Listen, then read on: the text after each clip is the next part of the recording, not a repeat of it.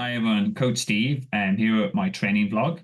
Now, disclaimer, if you're looking for coaching advice or race reviews, you'll find that sort of stuff over there in the rest of my channel. This is literally my documents documenting my trials and tribulations as an age grouper like yourselves, and trying to get ready for Ironman Texas in April of next year. And I've set myself a big scary goal that I go sub 10 hours and qualify for the World Championships in Nice as a result, hopefully. So my previous vlogs have covered topics like goal setting, weight management, motivation, and this theme is all about training, how I structure my training, how I record my training, what sort of sessions I do, what my week looks like, how I work with my coach. So that's this theme. And it started off a little bit of a curveball, as in I've got something else as an opportunity that presented itself, which was too good to say no to, so which I'm going to have to incorporate, and it's going to not mess up, it's going to require an adjustment to my training. So I'm going to talk about that first, then I'm going to go through the training week, then we're going to try to go through some other hints and tips, etc. So stay tuned. With 2025 and the Tour de France 2025. At this point in time, we'd like to please invite you to make sure you take your cell phones out and make sure they're on silent or vibrate or both, so that we do not indeed perturb the operations that will be. Okay, so that's the big spoiler. This few Tuesdays ago back in Paris, I was at the reveal for the Tour de France Route 2025. Why? Because myself and a team of 20 other guys are going to do that exact same route to raise money for cure leukemia. So that's right, we're going to do 21 days. We're going to do the 3,500 kilometers. We're going to do over 51,000 meters of elevation and climbing.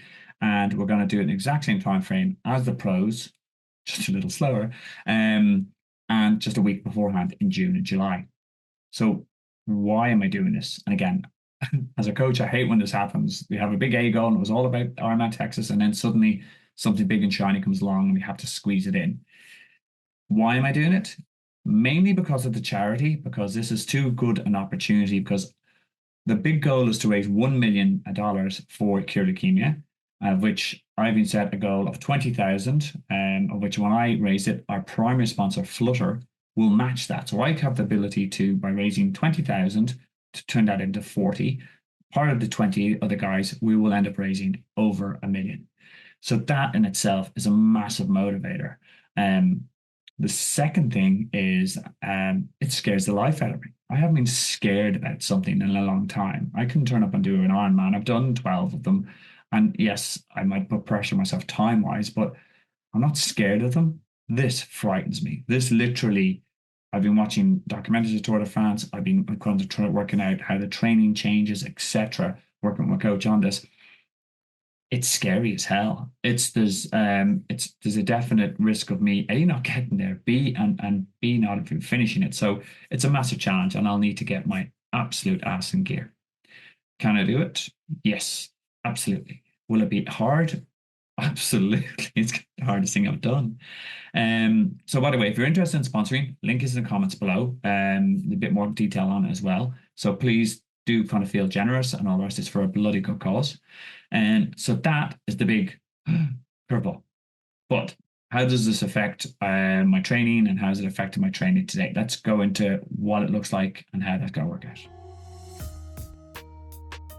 So how does one go about the challenges I've set myself, as I'm doing a sub 10 Ironman in Texas, and then was heading off to France to do the Tour de France? So, well, the first step, and it's something I alluded to last vlog, is getting a good coach in place. Now, I've been looking to work with some really good coaches. One of my previous coaches was Gavin Noble from Hup Hup. Excellent guy, really good, on top of the money.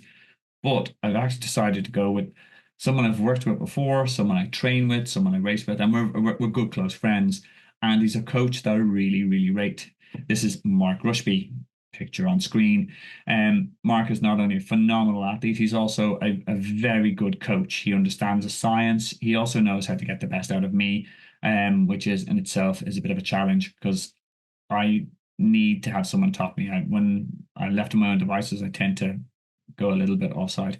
So yes, why does a coach need a coach? Accountability, exposure to new ideas, to be challenged, etc.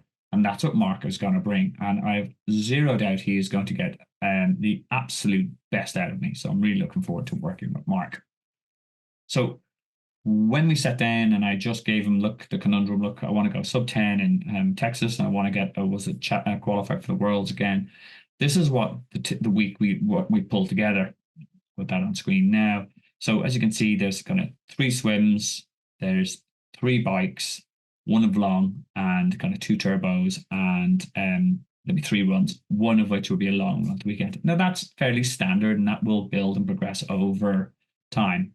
But then I obviously threw the curveball of the Tour de France at Mark. And this is what we juggled, knowing full well cycling mileage is going to be key for me. And I need to increase my fitness even further. So this is what it now looks like. Well, actually, a little bit of a montage. Swimming, we're going to have 3 swims. This is me swimming.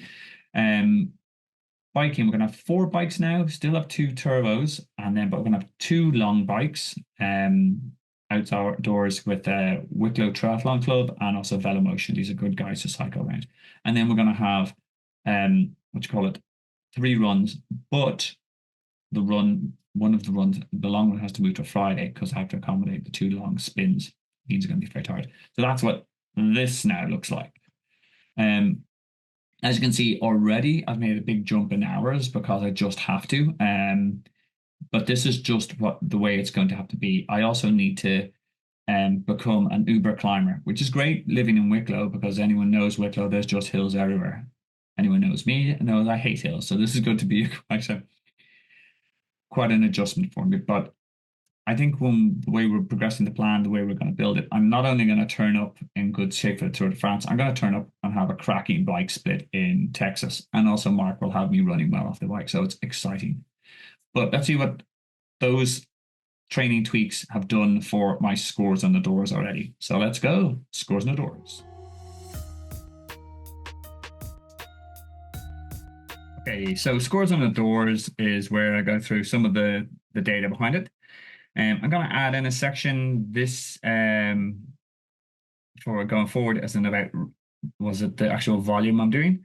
So in terms of swimming volume, in October, I covered just 22 kilometers. And again, that was from 3 swims a week.